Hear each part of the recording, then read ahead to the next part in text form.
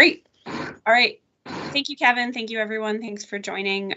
So I am excited to see you all and have this conversation today. I thought maybe we could do a little chat style icebreaker. So if you can throw in the chat something you're looking forward to doing in the spring, which seemed like a more reasonable question last week than it does this week, but we can all look forward to something. I'll say I started some seedlings over the weekend, so I'm looking forward. So throw in the chat what you're looking forward to, and then we'll get to see some forward-looking, hopeful things from you all. So I just want to thank you all for being here and for all the work you've done. I know a lot of you are participating on some of the work groups, and so I know that that's a lot of work, and I've heard from a few of you that you're enjoying it so far, and we'll talk about that later on in the agenda. But I want to thank you all for the work you're putting in and for being here today. So we have a few things to cover today. So first, we're going to have a discussion of the climate action framework and the engagement process. So many of you have been participating in that. Next, we're going to have a discussion and gather feedback on the process for considering input from the climate action framework work groups, and then kind of get some sense from you all about what next steps should be after we sort of get out of this phase of work group and then move into the framework finalization, and then sort of what should the next steps be after that. GPI, as usual, will be helping to facilitate the conversation. So thank you to the GPI team who is on. I really appreciate it. So we'll sort of cover those few things. We're aiming for work group updates and reflections to be done by about 2:30. So if you have things that are kind of, just so we can keep a little bit of a track of time, we'll do process for reviewing input and work groups from about 2:30 till just before 3. And then we're going to break you out into small group conversations to talk about defining success and sort of next steps after the publication of the climate action framework. We'll do that until about 3:20, and then we'll come back and wrap up. I see Rolf on to help guide us through the agenda, and I'm really excited about. Sorry, all the chats were coming in front of my notes. So, but there are some really great things. I'm excited to. Who is going to Chile? That'll be really wonderful. All right. So I think with that spring in our step, let's move over to Rolf. Excellent. Thanks, Commissioner. So nice to be with you all again, if only virtually this time. And Marco, if you need somebody to carry your luggage, I would be available. Since it looks like you're off to Chile, that sounds warm and very nice, even though it's for work. So, as the Commissioner said, the next item on the agenda, we wanted to take just a few minutes for everybody on the council to get a sense of how the work groups are going, these 6 different work groups, and how better to find out about that than to hear from your colleagues on the council who are on some of those work groups. So just to refresh your memory, each of those 6 work groups has a coordinating team that is helping to plan the agendas and sort of manage the arc of the work of the work groups while they're meeting, typically meeting somewhere between 3 and 6 times. So this is just a brief update from each of a half a dozen different people.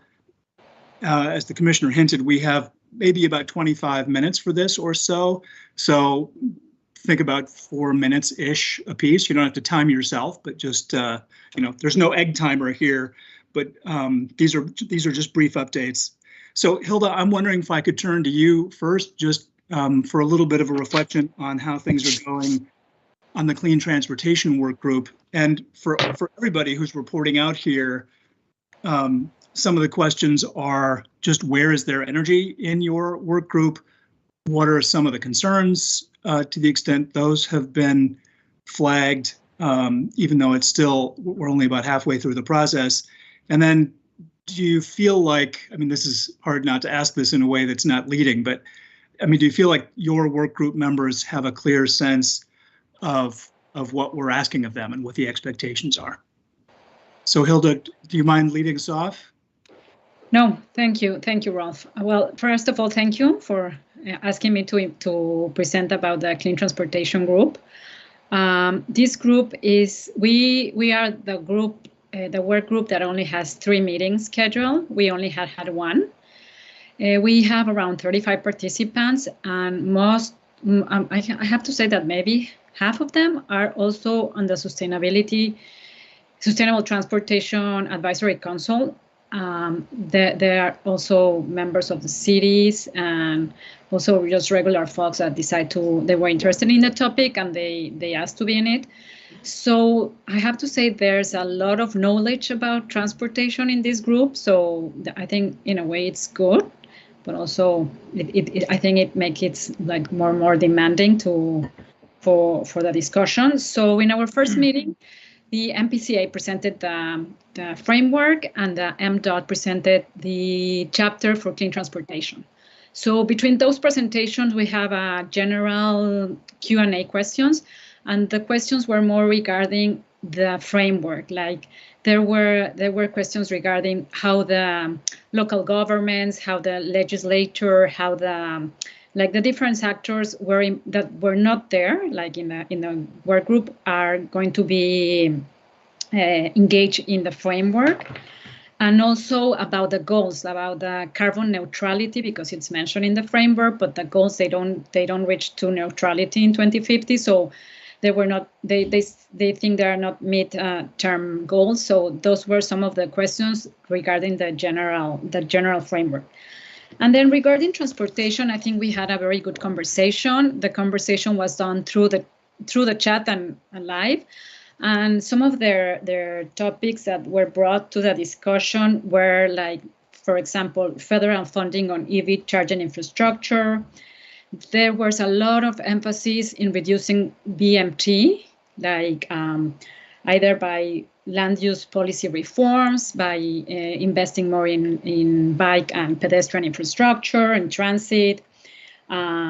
Also, there was some discussion about BMT, different approach for urban and rural areas. There was also amount of discussion regarding equity, like, for example, how EV rebates are going to be structured to low-income households, like how to ensure affordability, safety, usability without the needing of a car. So how investment will be managed in community already marginalized in the past. There was also some discussion regarding medium and heavy duty vehicles, because the conversation was that there are different approach for light duty vehicles. There was an emphasis made on school buses, that they feel that the state wasn't leading in that topic, and they felt they needed to be leading. There was also quite a big conversation around ethanol, because some of them are a little bit concerned about the climate benefits of ethanol. So that was also another topic. And also the creation of jobs, and also on rural infrastructure. So I have to say that it was a very good conversation. People were really willing to participate. They were really excited to be there. We have sent the survey that GPI did, and we have received around 16 responses. So I think we're in a good track. We still haven't had the planning meeting, so I think I cannot share those results with you, but I think it's in a good track. I think the discussion is being very productive, and people are very happy to be being part of the discussion. Great. Thank you, Hilda. It sounds like you accomplished covered a lot of ground in one meeting. Yeah, we did. You're so productive. Your work group only needs 3 meetings. Yeah. That's thank you for the comprehensive roundup there. Pat, can I turn to you next, just to update people on the Natural and Working Lands working group? Sure. So we have in our group about, it's 40 plus people, a tremendous response to the invitations I'm really impressed with the cross section of people that we have. And it's people from agriculture, from forestry, conservation, wildlife, the tribal representation is there. Person from the University of Minnesota, we've got the food sector represented, and there are some others as well. And I just can't say enough about the top level people that we really have helping us out with this process. So we've had 2 meetings so far. The first meeting was more of an orientation and just getting some general discussion going. And we followed that up with a survey at which we had about 16 responses and got a good grasp for what the group is thinking. And we decided at our second meeting that we would reopen the survey and try to get more of our people to respond. So we'll be getting that in, a few more responses hopefully soon. Like I said, the first meeting we were looking at the priorities and concerns, and then the second meeting we focused on the forestry and peatlands and grasslands, and had breakout sessions on that, where we broke into 4 smaller groups and had some really in-depth discussion, and have a lot of great notes from that talk. Our next meeting that we're going to have, our third meeting, will be on climate smart agriculture, carbon capture, and resiliency. And then we'll have another one after that, the benefits of natural land and adaptation, the role of forest products and carbon capture, and also the local food, urban ag, and emerging farmers, and how does that impact all of what we're thinking about. And then I believe we are to have 6 meetings, and so the 5th and 6th meeting we'll be trying to wrap up and pull everything together so that we can, have meaningful results. We've had great discussion, we've had plenty of input, and I think the key will be prioritizing and agreeing on a recommendation. But I think we have a wonderful group of people that I think will be able to do that, high caliber, and I expect that we'll have a meaningful outcome, that we'll have a great report for our advisory council and for the sub cabinet as well. So I'll stop there. Great. Thanks, Pat. Anne Mulholland, can I turn to you next? You bet. Thanks, Rolf. So a couple of things. The Resilient Communities work group has met a couple of times as well, twice, and I think we have 3 more coming. And like the Natural and Working Lands group, we started with a survey that was really helpful, I think, in identifying what topics we wanted to cover.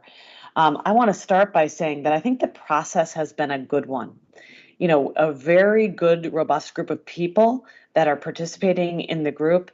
But I think that the prep for the meetings, the coordination team process and prepping for the meetings is a really important part of this, and has made, I think, the meetings go well. So I just want to compliment the Great Plains Institute and staff at the departments for really taking that on, because I think that's really helped. We spent a lot of time in our second meeting talking about funding for resiliency and planning and barriers. Those were the big themes that we talked about. And there's some interesting things that are starting to come out of those conversations. One, and I think we would all nod our heads on this, is that mismatch between funds and needs. Timing issues, maybe funding available for a portion of a project, but not the fullness of a project. That's something that's really coming out. There's a discussion really evolving around the balance of public and private investment. Grants aren't sustainable. You need more alternatives for funding sources. Planning. planning being really, really important and funding for planning and implementation. Otherwise, resiliency starts to feel a lot like being reactive, reacting to crises. Lots of discussion about engagement, specifically underrepresented populations that are really most impacted. That seems to be something that we have not been sufficiently tackled. Again, flexibility, access, awareness to funding, process for funding for local communities dealing with big impacts is really complicated. It's complex. It requires a lot of hoop jumping, and it's not getting to local communities most impacted. So those are some of the themes that we're hearing coming out of the work group, which I think are really insightful. Looking forward to our future meetings, I would say, in terms of the process. Ralph, you asked the question of, are the work groups getting at the issues? I think the answer to that is yet. The only question is, there's a lot of work, a lot of ground to cover in a short period of time. And so it makes me both anxious and excited to think about the process of applying all this information to the framework. Yeah, thanks, Anne. And just as a side note, I mean, the two work groups that I am helping to support and therefore part of, that time issue has come up repeatedly. It feels like a lot in a short period of time, which I think just means people are paying attention, because it is. This is a lot to get through in a short number of meetings, but we're obviously trying to make them as productive as possible. Kevin Pranis, can I turn to you next for an update on the Clean Economy work group? Yeah, thanks, Rolf. So we have it's about 30 people in the Clean Economy work group with, I think, a pretty good representation, at least across some different sectors. I was particularly excited that we had a couple of companies, Toro and Polaris, that actually are involved. Hi, I'm not sure if you saw my note in the chat box that whoever is speaking right now, resumed yourself. Thank you. Thanks. So anyway, Kevin. Excited that we have representation from sort of industry, including industry that aren't simply energy industry. That's exciting. There's a lot of interest in the group in the area of plant host community transition and what the plan is for that. I think a lot of concern, thinking about reinvestment, thinking about, are we getting to people early enough, basically, to actually help them transition, or are we going to arrive too late at the point at which a lot of jobs have been lost and opportunities have been lost? But I think good focus on that, and had a presentation on the new office of I'm going to get the name wrong, but it's the Office of, I think, Host Community Transition or something, basically, that's focused on this issue that was created by the legislature in the last session, that has got off the ground and now has an executive director and advisory board that's going to be meeting. I think some of the big areas, obviously, utility scale generation and transmission. You have, on one hand, the transition in some of the thermal host, plant host communities. Some of those are happening for sure. Some of those, we'll wait and see in terms of the nuclear plants, right? We don't, and so they'll be extended likely for at least some period of time, but trying to plan for that. And then around utility scale new generation, looking at wind and solar, some conversation about workforce for that. There was also conversation, a different bucket around building and distributed technologies, particularly around the ECO Act and the increased amount of efficiency and electrification. And again, questions about, what does the contracting base look like? And the other side of that is you look at contractors, for example, and workforce that have been involved in working in the gas utility system, gas appliances, and how are they affected, to the degree that there's electrification and some reduction in demand for gas for building heat, that I think is a concern that we're trying to figure out. And then last, this manufacturing and sort of process pieces, whether it's iron mining or manufacturers of things like Polaris and companies like that are manufacturing products that are going to have different attributes, be electric powered rather than fuel powered, for example, that are of interest. And so some decent discussion on that, or what everyone's doing. I'd say one of the challenges for our group is that in terms of having goals, right? I think it's a little clearer on the climate side. What are the steps that need to be taken? The clean economy piece is, it's secondary, basically. It's, the jobs and opportunities depend on what steps are taken and how they're taken. And so, more difficult for us to sort of set goals because this isn't the driver necessarily. This is the, secondary effect that we're trying to manage and maximize. There's certainly a lot of conversation about diversity of the workforce, about job quality, and specifically on workforce, the need to focus on awareness of opportunities. I think for both business and workforce, that was a big challenge, of feeling that in many communities, there just isn't an awareness of the new technologies, what the new jobs are, how to access them, et cetera, that we need to overcome. We talked about existing resources, including registered apprenticeship programs, and had a presentation on that. And I think there's also a lack of awareness of what role that sort of plays, that there are existing institutions that do this kind of training on a broad basis that apply to the new technologies. And then discussion of workforce barriers, whether that's, especially given that many of the job opportunities are in sort of construction and installation, maintenance type fields, looking at underrepresentation of women in those fields, looking at barriers to access, whether that's mobility and transportation to job sites or childcare, especially for many women who might want to enter the field. So a lot of questions, not a lot of answers so far, but we'll have some more meetings to try to get to those. Great. Thanks, Kevin. Katie Pratt, can I turn to you to give an update on the Healthy Lives Climate Equity Work Group? Yeah, absolutely. We've had 2 meetings so far, so a little bit more than some other work groups. And like the others have reported, we just have a great group, kind of an all-star cast of people. And just so you know, I put in the chat a link to the rosters for all the work groups, and those are on our website as well. But if you're curious who's sitting on these work groups, just really a fantastic group of Minnesotans that are stepping up to serve on these groups.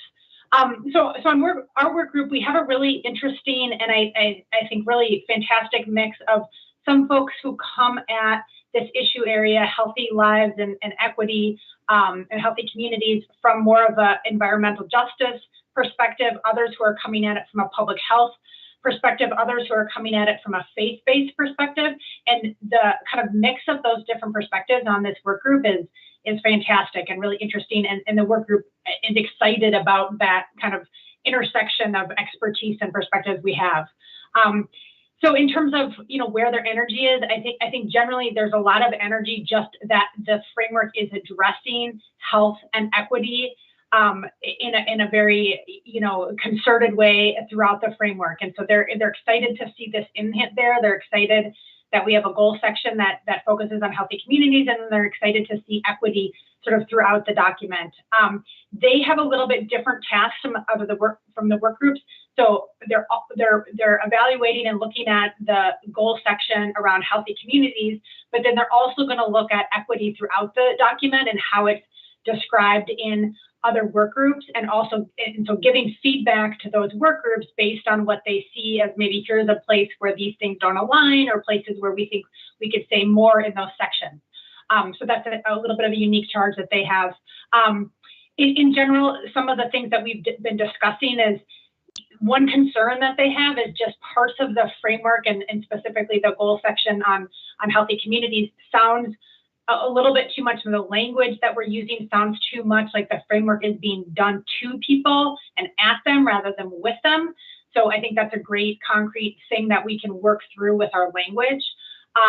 There's a lot of discussion around the level of specificity of the actions that we can get to, the accountability and timelines for actions, and kind of having to think through what is the purpose of this framework, how specific can we be right now, where are we missing information to get to that level of specificity. And we're just starting to wrestle too with those goals and measurements, just like, I think the other work groups are articulating. It's really hard, right? Coming up with goals and measures is hard, and that's going to be an evolving conversation. And then broadly to a concern that, what is different about this process now that the state is doing? There's been other climate efforts, there's been other climate reports or plans, and so what makes this one different? How is it going to lead to action? Some members on our work group have said we've sat on so many committees like this before, and we have great discussion, we come up with great ideas, and then what happened? So I think they're going to really continue to challenge us in that way, and hopefully the other work groups are asking those questions, and we're starting that conversation a little bit today. And I think the other thing that we're just in dialogue with all our members about is those feedback loops to make sure that we are hearing what they're saying and incorporating their input and able to pass it along to the Climate Advisory Council and to the sub-cabinet in ways that are really true to the concerns that they're expressing. So we're trying to figure out the best processes for that, how much time everybody has, and how we can make that work well. But really exciting process and good energy in the group. Good. Thanks for the update, Katie. And I just on that last note you struck, I mean, I do think that has been a recurring theme, and I'm sure it doesn't shock anybody on this council, since I think this is the third go Minnesota has had at coming up with a climate plan.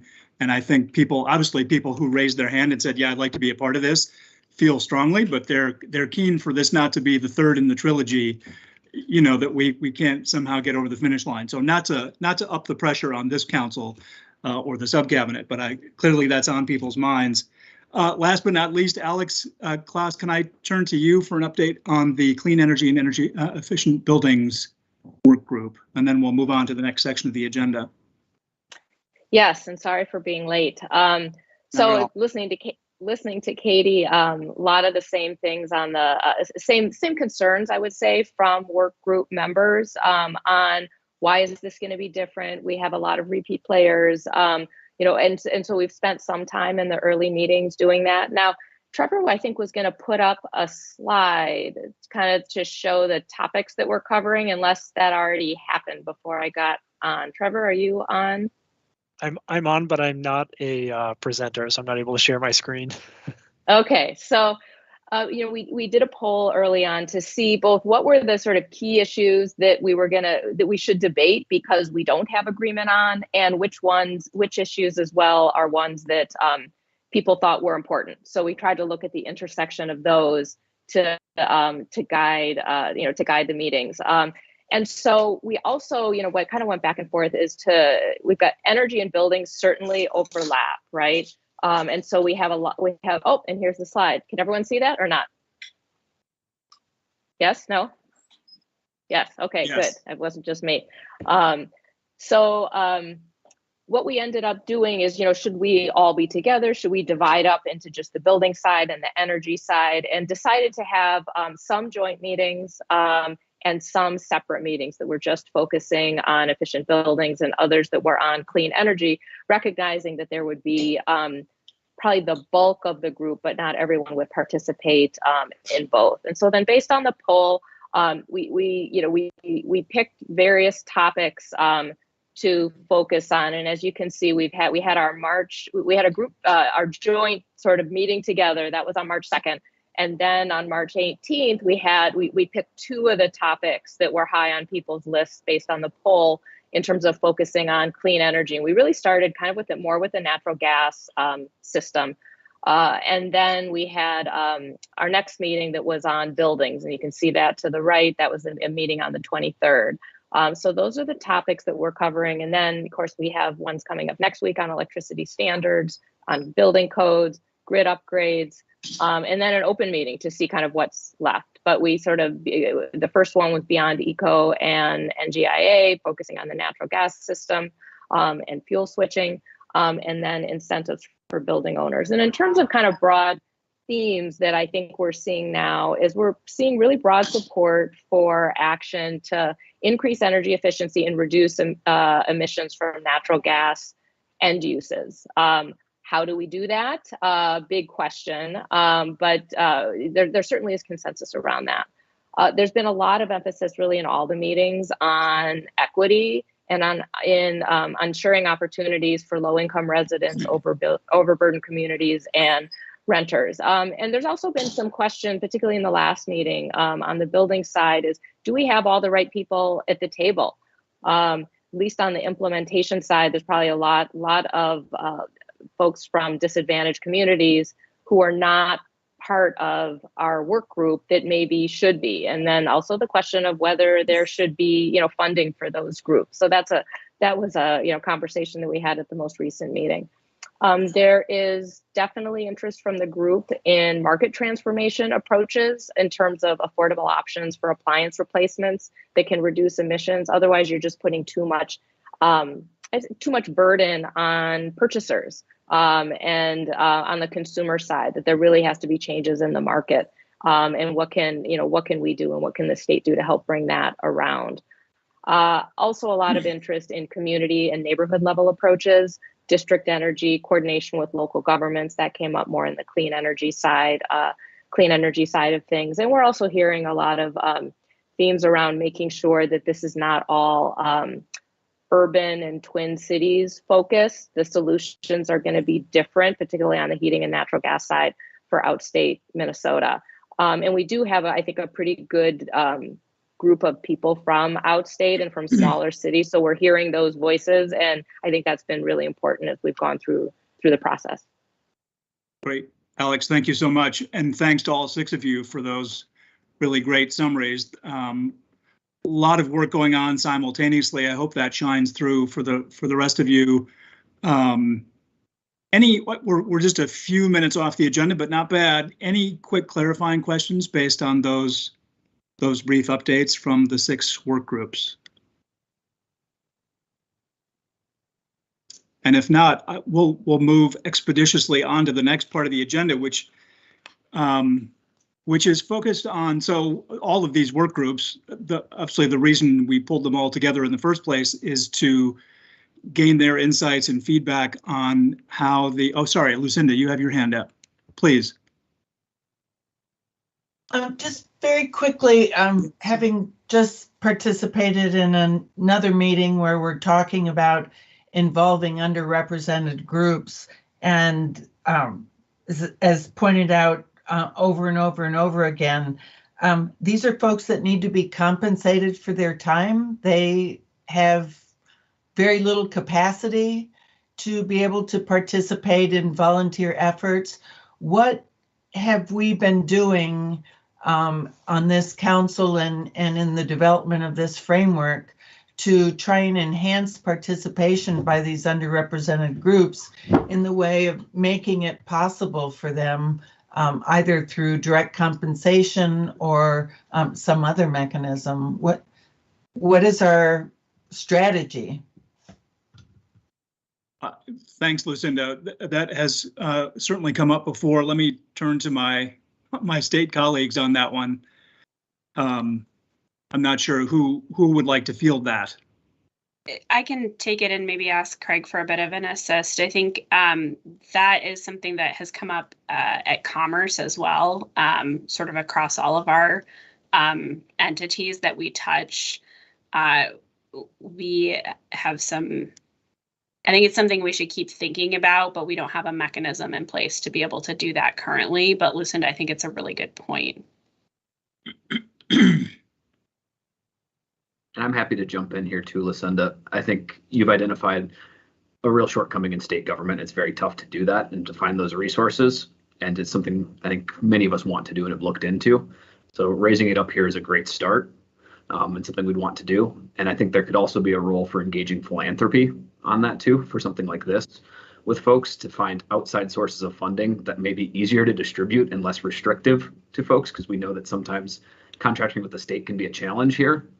And so I'd welcome that. And I know we've broached the conversation before, but I think it's critical if we're going to be convening folks again, climate or any type of action really across the state enterprise, that we think about how we can have those conversations with philanthropy to make sure that we are engaging people who have historically not been consulted with or engaged, and they're compensated for their time. So I think it's a great thing to highlight and something we're taking. We also tend to be meeting during times when folks who have day jobs just cannot engage in these conversations, and leadership needs to be thinking about some other mechanisms for getting input that would facilitate involvement, either at changes of the day or other engaging nights, weekends, whatever, but whatever we're doing is currently not the greatest strategy. I can just add quickly. I know we're over time, but I think this is under discussion, and I'm hoping it comes up more in the Healthy Communities work group as well. And money is not the only barrier. There's also a barrier of kind of skill set and helping people feel that they have the skills necessary to enter into some of these spaces and be empowered with the tools and the the resources that they need to feel like they can they can participate in the ways that they think will lead to success. And so I think there's a lot of different mechanisms, and I think there's good discussion around how do we build some systems that'll be durable rather than trying to stand up engagement on one particular process. There's going to be ongoing needs for engagement at multiple scales of government and in multiple institutions. So how can we scale that up in a way that is more durable? So this is a really important conversation, and it has come up repeatedly, and this is above my pay grade to suggest, but this council could actually include that idea in your recommendations to the subcabinet if people ended up feeling like that was an important thing to lift up. I do want to move us along, though, just so we don't get too far behind. The next item on the agenda is actually all about how this group, this council, is going to receive and sort through and digest what comes out of the 6 work groups. We have lots. The good news is that we have, as I think you've gotten from those quick updates, we have a pretty incredible cross section of people who are on these work groups now and energized to be constructively critiquing the climate action framework draft. And of course, their ambition and what we've invited them to do is to find its blind spots, help strengthen it, suggest things that might be added or tweaked. But all of their work is going to land in your lap. So the next part of this agenda is just to sort of prep us all for how might that be done by this group in a way that's, systematic, thoughtful, but as with the rest of this process, there's not an enormous amount of time. So there's a meeting in May, and Trevor, my notes say that we're going to pull this up on the screen. Is that the case? That is the case. Okay. And I'll maybe just echo what you just said, Rolf, which is that there's going to be a lot coming out of these work groups and not a lot of time for all of you to make sense of it. So we've been thinking about that. The 2 questions here are, what do you want to see come out of the work groups? And then how do you want to tackle that in one all-day meeting? So in terms of the output from the work groups, we're thinking each of them would have a summary document that would contain these things. So a short list of sort of their top 5, it could be initiatives, actions, or themes. Then a more detailed outline or table of suggested improvements to the framework, including sort of the approximate level of support among the group for those changes. There may be things that are suggested, but that aren't really agreed upon by everybody. And then considerations, so both on the implementation side, including equity and just transition, and then things non-state actors could do. And then finally, anything that's sort of remaining that the group identified was important, but they weren't able to address. We're sort of acknowledging that this is a time-limited process. And then for the meeting itself in May, or I think it's possible it could be early June, we're thinking we'd like to get all of these summary documents out to you 2 weeks before the meeting. So you have time to review them and sort of collect your thoughts. Maybe issue a survey. I think that'll depend on timing, and that would just be used to inform allocation of timing for the meeting agenda. So for the agenda itself, the sort of starting point would be allocate maybe 40-45 minutes to each work group topic, giving you all a chance to talk about particular items you want to highlight for the subcabinet's consideration, or maybe there are things you have major concerns about and you want to discuss those. So we're looking to kind of pick up both of those, as well as maybe there are gaps that you're seeing. And then hopefully leave some time to consider the framework as a whole as well. It seems to me there may be some higher level discussions that we need to leave time for. And then all of that is going to be sent on to the subcabinet for consideration. So they'll have the work group summary documents, and then they'll have your commentary to go with that. That's the plan. But the question here is, does this sound like something you want to sign up for? And if not, how can we improve it so that it works for you?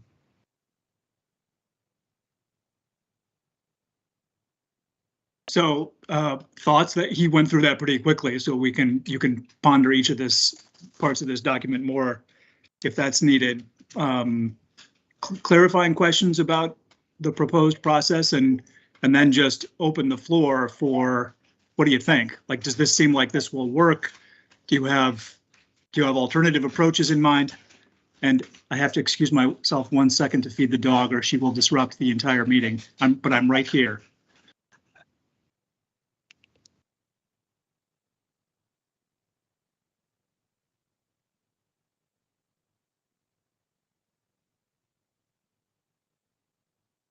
I'll jump in.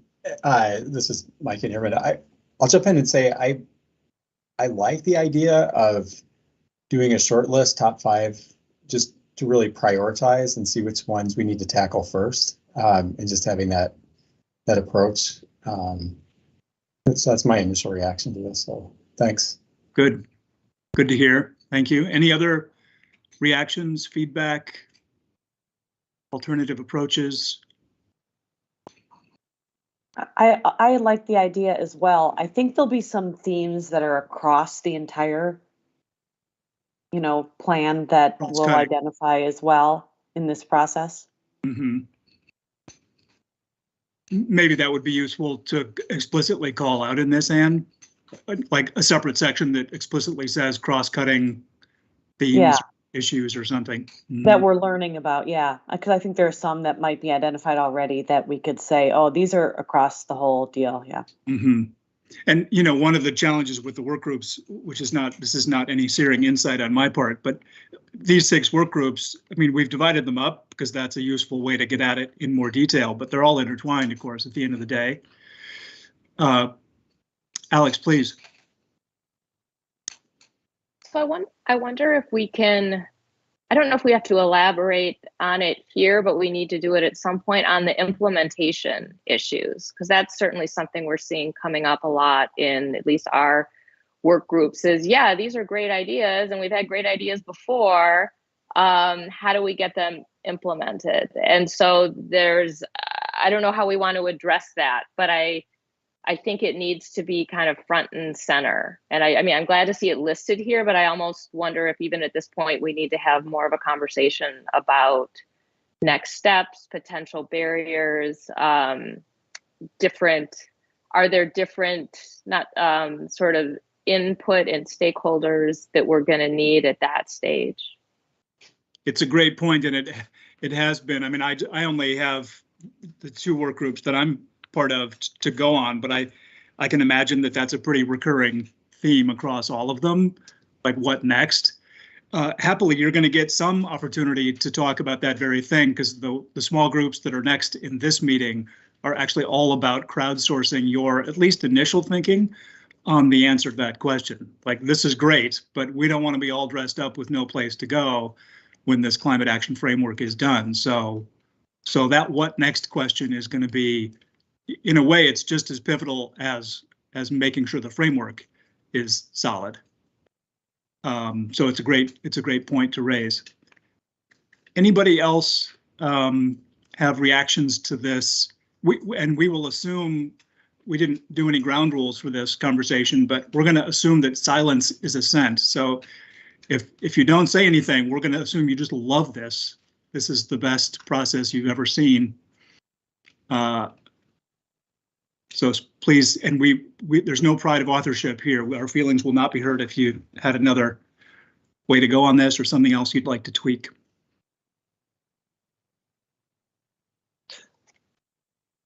I've got a question.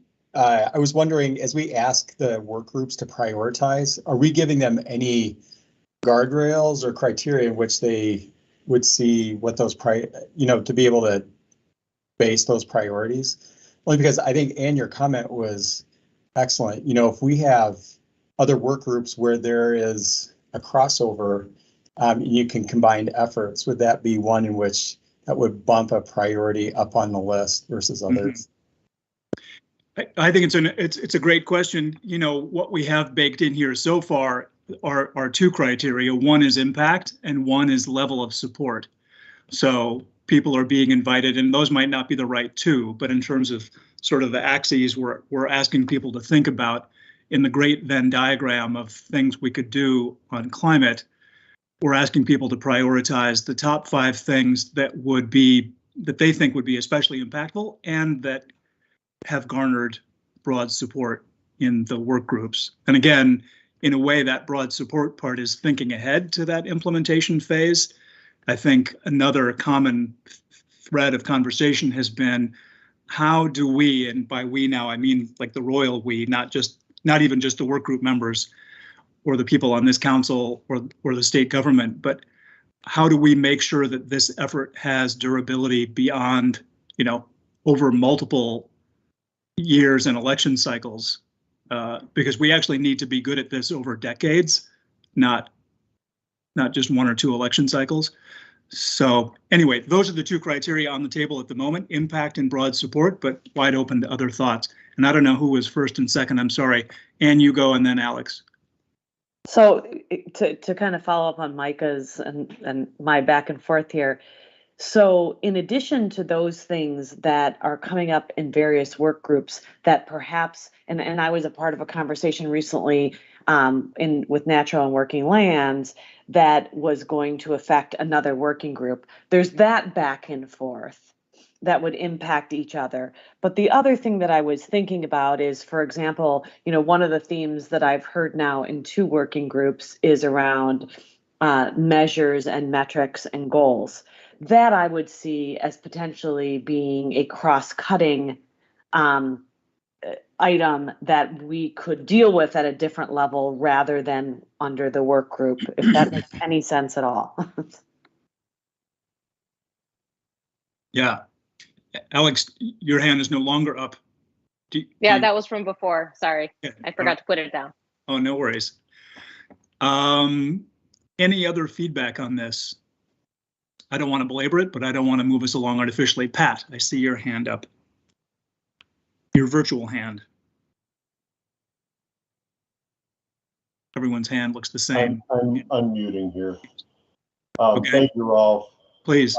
I like the idea of the top 5 initiatives, but I just know that in our work group, we're going to have more than 5. So I get the 5, but I think we should have some honorable mentions that may cross-reference with the other groups. Just because I don't want to limit the work that we do. And I hope that the honorable mentions will be considered by the full group. I just wanted to put that out there. I appreciate that comment. That's almost a truism about groups. They don't want to leave anything on the cutting room floor, and I get that impulse. Could I just ask for other people's reactions to that idea? I mean, some sort of relief valve for stuff people think is important, but that is beyond 5. And maybe I'll just hop in to say, in designing this, I was thinking 2 would sort of be the relief valve, but that's probably a good question to ask. Is that enough? And we did some of this in Michigan and with their work groups, and some of them sort of did the wish for more wishes thing, where they said, number 1 is please consider the next 15 actions. So we are trying to leave space to list out everything that feels like it needs to be listed, and then still have a top 5. But Pat and others, you should definitely let us know if this is adequate, or if maybe there's a better way to do it.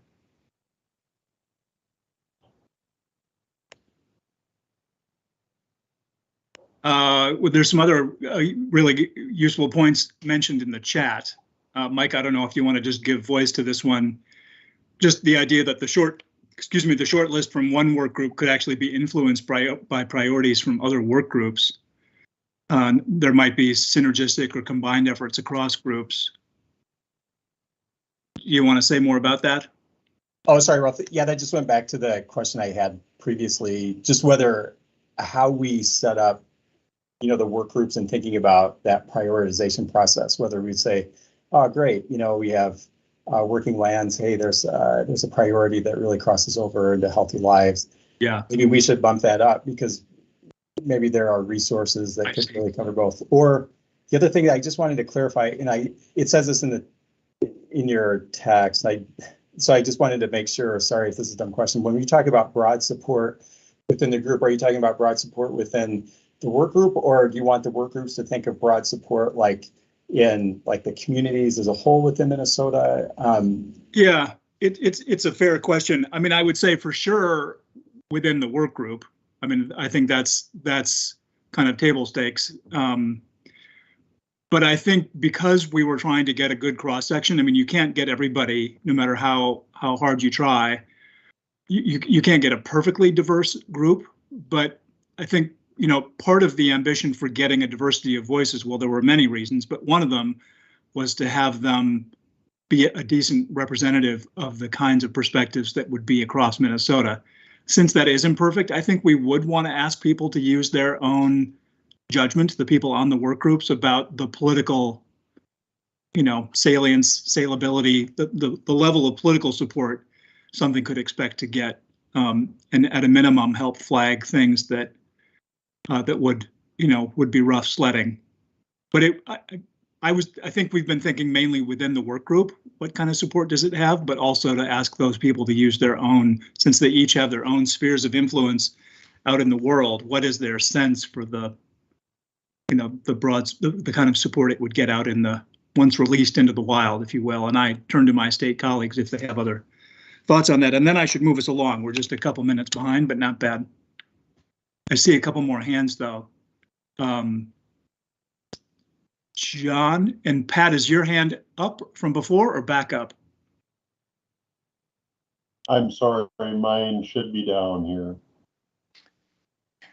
Well, I was just going to actually, you know, just support what Pat said about, you know, having some room to, we can if we have to go shorter of a list or consolidate a list or something later, it's just easier to do that without losing the specificity of things. And I can tell you how much of a challenge that was when we went through this and putting the draft together, right? And especially, maybe it's only our work group, I'm not sure. I expect it's true for others, but when you have a state that's as diverse as Minnesota is, you know, to think that one thing is true in the same place, you know, 200, 400 miles away from another place, it just isn't the case. So we'd like a little flexibility. I like Pat's honorable mention, or at least the ability to keep it a little longer and then later shrink it if we have to, but not start with shrinking it to begin with. Thank you for that feedback. It is always a challenge. You know, if you aggregate up to too high a level of abstraction, then you don't even know what it says anymore. So I absolutely hear that. Okay, I think I'm going to move us along. Oh, Hilda, do I see your hand? You're going to have the last word here, and then we're going to move on. Just very quick, like reading like this 5, I think like they took out, but it's actions and themes, and I think they are very different because action is very specific and themes are very broad. So like, and initiatives, you know, so I'm a little bit worried with that because we can say, oh, let's have the initiative of EVs, right? And then the actions will be this, and this. So that's one concern. And then the other one is how are we going to address the ones that didn't make it? Like we can have this special honorable mention, as Paul mentioned, but maybe people will get upset, like the ones participating, that, oh, mine didn't make it. So how is the state going to address that? Will be nice to know that. Really good points. So the way it is worded now, it's true. People could list an initiative, an action, or a theme. Part of what I'm hearing in your comment is we might want to be more specific about that or increase the number. I'm not sure which. In terms of what happens to the work that doesn't get highlighted, I do think that there will, and Trevor, I don't know, maybe this, I'm not remembering something that we've discussed as a group previously, but one thing I know we have discussed is we're keeping a very close track in a spreadsheet of all of the input and what people are suggesting needs to be changed if they are making proposed changes to the framework. And then we've got a column that's not fully populated yet, but that where we would say, here is what we, and by we, I guess I mean the state at the end of the day, is going to do in response to that. And I think in some cases, I think you're right that there needs to be a very clear answer to that. And it might be, I mean, based on this process laid out, it would be not that your idea got ignored, you know, you person on the work group, but rather that idea simply didn't meet these criteria for most impactful and broadest support. But one thing I think the state could commit to is, and this is not for me to decide, obviously, but is to still keep everything that, you know, obviously we're collecting and tracking all of the input. And this is just a way to make it manageable on both this council and on the sub cabinet in terms of what came out, what really rose to the top out of these work groups. But they will be getting the whole body of information. And I'll just clarify, I think that's the intent of that number 2 there, is to list out everything that was considered. And so they're just of that of everything that was considered, it's just, you know, what are the 5 things? And then on the initiatives, actions, and themes, I agree with you, Hilda. The reason we wrote it that way is because the framework is organized into initiatives and actions, and we weren't sure coming out of the work groups whether the sort of suggested edits or the things they'd be talking about would be at the initiative level or the action level. But I think maybe we could add to that, you know, top 5 in as much specificity as possible. You know, try and make those top 5 as useful and actionable as you can. Okay, thank you. Yeah, thank you. All right, that was super helpful, and we feel like we have some clarity and marching orders going forward, so thank you for that. The next item on the agenda is some small group time, and it is to talk about this question that several of you have mentioned, which is what happens after this thing is done? We have a great climate action framework. Now what? So the process here is you're going to be, just in a second, whoever's running the technology, you'll be put into one of 3 small groups. There will be a facilitator and a note taker in each. And Craig, I'm trying to think if there's anything else I need to do to set this up. I think that's kind of the gist of it. It's really to talk about crowdsourcing people's ideas on how would you define success once we have this thing in hand. You got it, Rolf. Frank is going to start breaking us into those small groups, and it's really just that opportunity for early feedback on kind of that implementation phase and what success looks like. Because as Alex so eloquently stated, it's something that we need to work on dual tracks here, and we value your feedback. We want to see what you all are thinking right now. So as we're continuing to iterate on it, we know where this group would like to see us head. So we'll gather back here for report outs and a wrap up here. And I think Frank's going to sort us into 3 different small groups for conversation.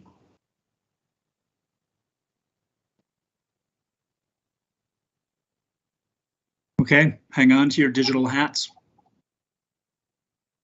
Yes, you should all be receiving your room assignment shortly here.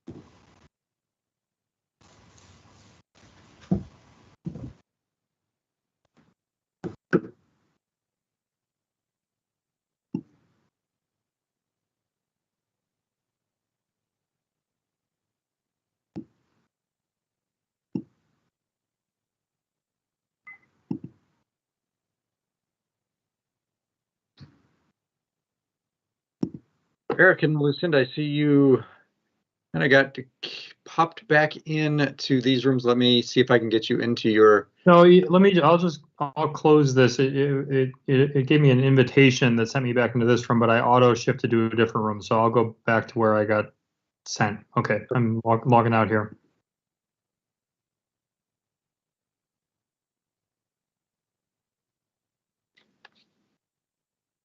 Frank.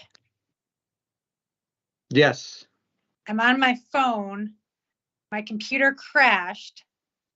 Where am I? Am I in a breakout room? I'm in the main room. You are in the main room, and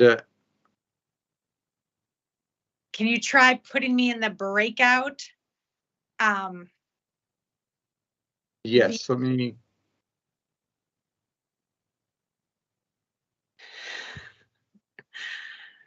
Fun time. Every time I try and go into the breakout, it asks me if I want to rejoin. Okay. Let me see if I can reassign Katie here. Could I get assigned back to my group too? For something happened with my computer and it was just a blank screen and I can only hear people in my group. Okay.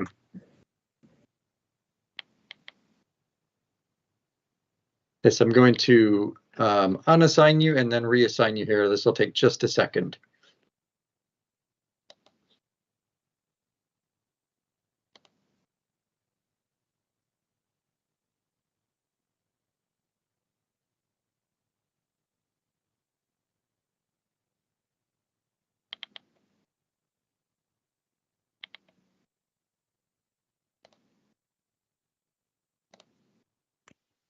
Okay, just hopefully this will work in just a moment. It's reassigning you to room 1.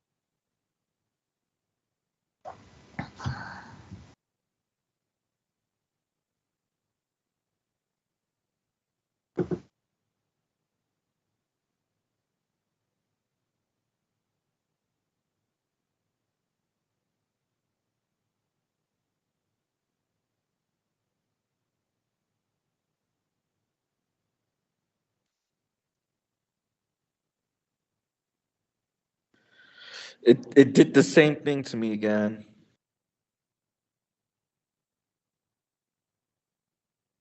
Okay, let me.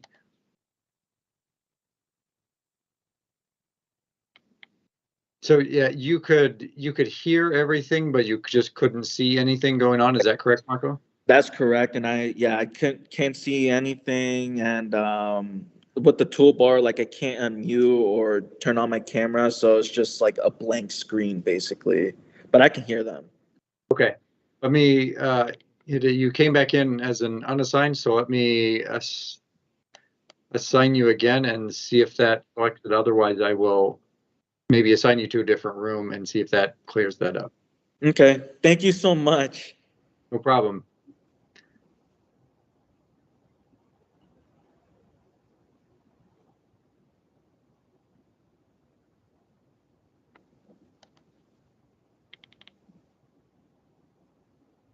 Pat, I will reassign you to your room here. It's just saying right now you're not assigned. Thank you. Thank you. Okay, hopefully that will take effect in just a moment here. Like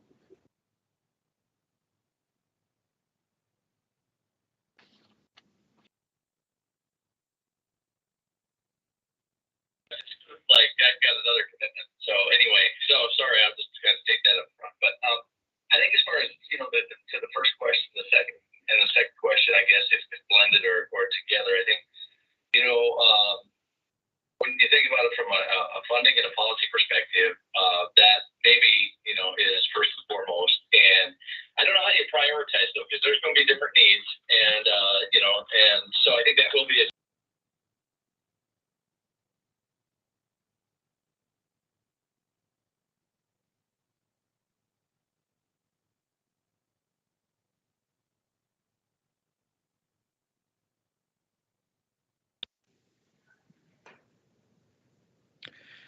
Yeah, fortunately, there's no luck.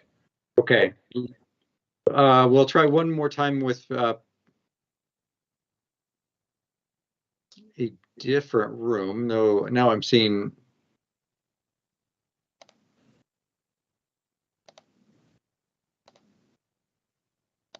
I'm seeing two of you listed in my invitation list. So I'm sending you to room 3, Marco, just to see if we can get you into a room so you can have some of the discussion. Okay, thank you.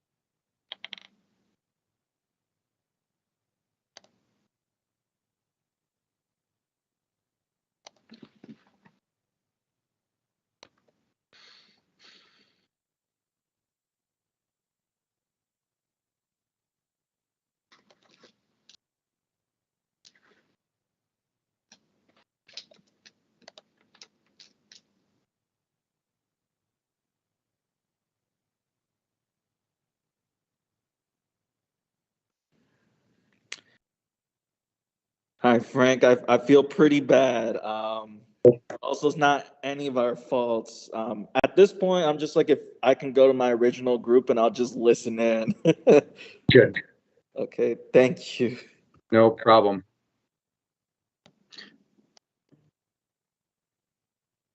It'll be just a moment, Marco. I have you twice on my list, so I'm unassigning both instances and then assigning you back to room 1. Okay. Work for you.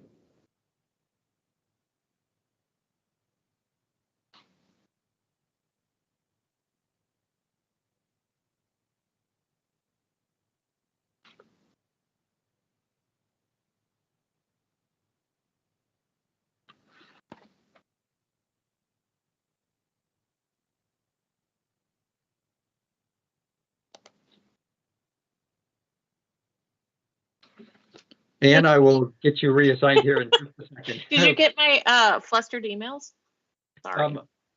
I didn't, but you're not the only one. Something is going on with the way that Teams seems to be handling these breakout rooms. I shut it down, and now I have a completely different version of Teams than I did the last time I opened it. So this is bananas.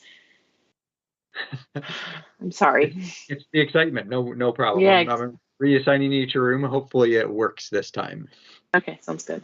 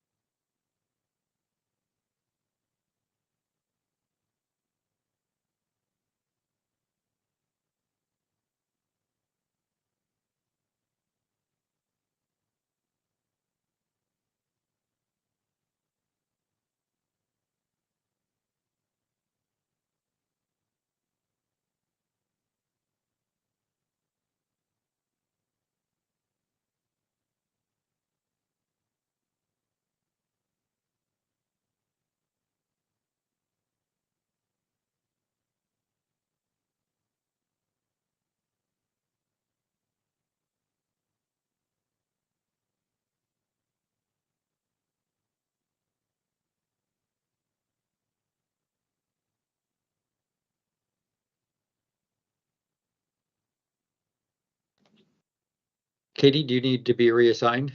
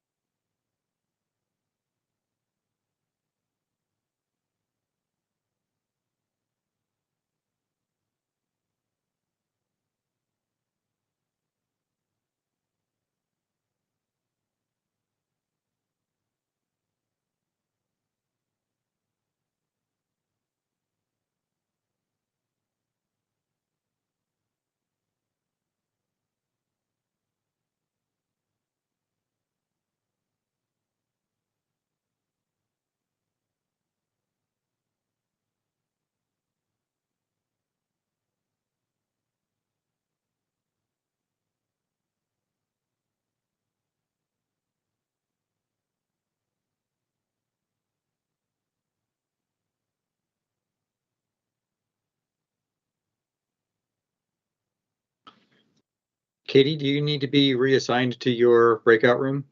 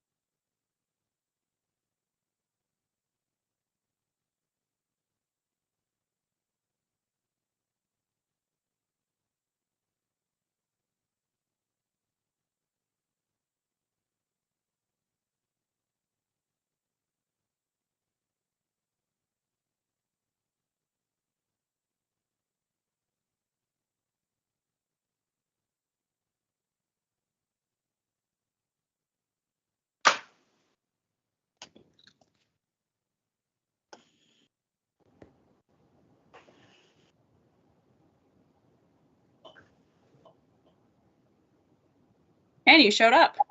Hey.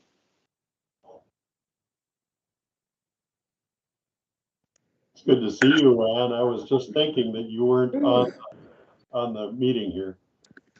No, I have been experiencing all the Microsoft Teams issues here this afternoon. I just found out what it's like to be blind because I was a blank screen in our breakout meetings, but no camera, nothing to see. I experienced something very similar. I was also in the void. Yeah, I think we had a number of people who may have been in the void. So Frank was doing his best to try to get everyone assigned, and appreciate you all.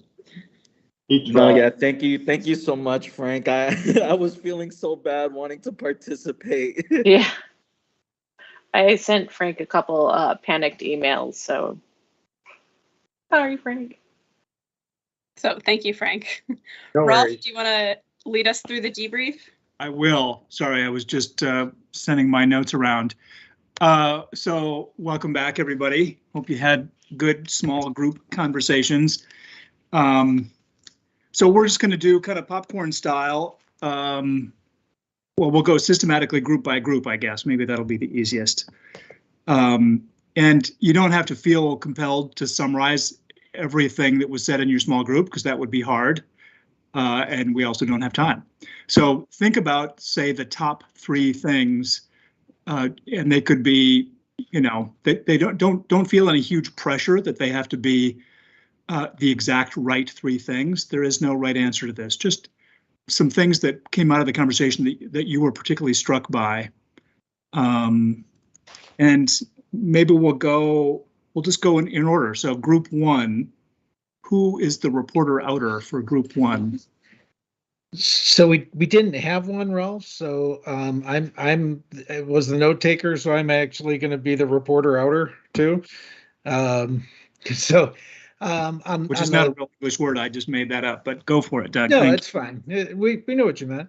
Yeah. So I'll just pick a couple of things out. We had a lot of good thoughts and a lot of good discussion, but one of the comments was that in terms of what comes next, that all Minnesotans see themselves as being able to not only relate to the plan, but be able to take action on some part of the plan, err on the side of having more things identified, more initiatives, so that everyone can see themselves in the plan and be able to do something to advance it. Roll out a strategy that extends, not a one and done. So continuously kind of figuring out how we need to roll out different parts of the plan with ongoing dialogue. It was described as having a 2.0 and a 3.0 to the rollout, a living document that gets adjusted over time. On the role of the group, people thought that there would be a need for some kind of a not just inside the government but outside the government body to be accountable for some of the work, thinking that the agencies would appreciate an outside body of advisors, whether it's this group or a new one. Measuring the goals will be important, so that's a role that this group could help play. And actually give the group something to do, a structural body going forward with a job to do, so that there would be a lot more agency and a lot more buy-in to the group as well. And then we heard from people that said, you know, they would be champions of this going forward, that individually or as part of the organizations that they represent, that they could be advocates for their work going forward to push parties to adopt the different goals that the group has set out. There was a lot more, but those were just some of the highlights. Excellent. Thanks, Doug. Group 2, did you have a reporter? I was voluntold to be the reporter. I was volunteered as tribute. Conscripted. Yeah. So we said start by identifying the barriers to implementation. That seemed like a pretty logical starting point. And then we talked about 4 tools to address those barriers. So one was working really closely with communities and making sure the framework, you know, is connecting to communities. Second, continuing cross-agency coordination. Third is fostering public-private programs and partnerships, acknowledging that the state can't do all of this alone. And then fourth was that maybe there should be implementation work groups similar to the work groups we have now. And some of those people might continue on to be part of the implementation work groups, have that filter up to the council, and then the council pass that on to the subcabinet. Interesting. Okay. Group 3, Micah. So there were a couple of, I'd say that there were two main themes and then some more detail that fell underneath those. But one was accountability. I think accountability for everyone, not only the council, but you know, for everyone who's participating. That includes the stakeholders who we've involved already. And the other is then as the proposal is approved and we're pushing forward, then really seeing this more expansive role for all of us as council members, and really then all of the stakeholders who have been involved as well, both as you know, in education and advocacy at really all levels, whether it's neighbors or even up into the legislature.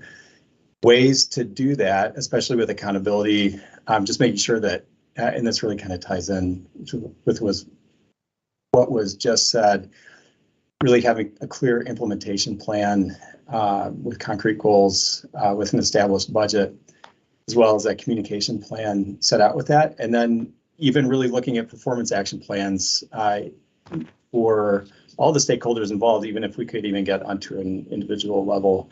And then also really trying to, again, as we're involving everyone in this effort, really also being mindful of what resonates with people as well, and then really speaking to what they value, so understanding where they're coming from. So that was summary. Thanks, Micah.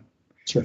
And obviously all of the notes will get compiled. A huge thank you to all of you for taking the time to do that. I know just from past experience, that kind of feedback is going to be enormously helpful as the state folks begin to think about implementation. I realize we're 3 minutes over, so apologies for that. But Commissioner Arnold, let me turn things back over to you, and you can close us out.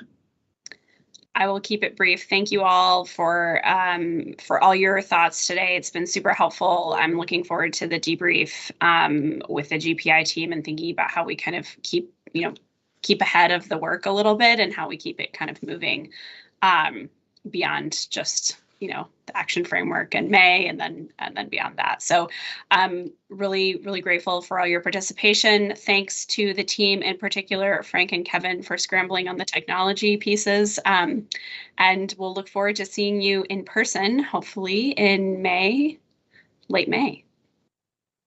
Great. Thanks all. Have a great day. Be well, everybody. Thank you.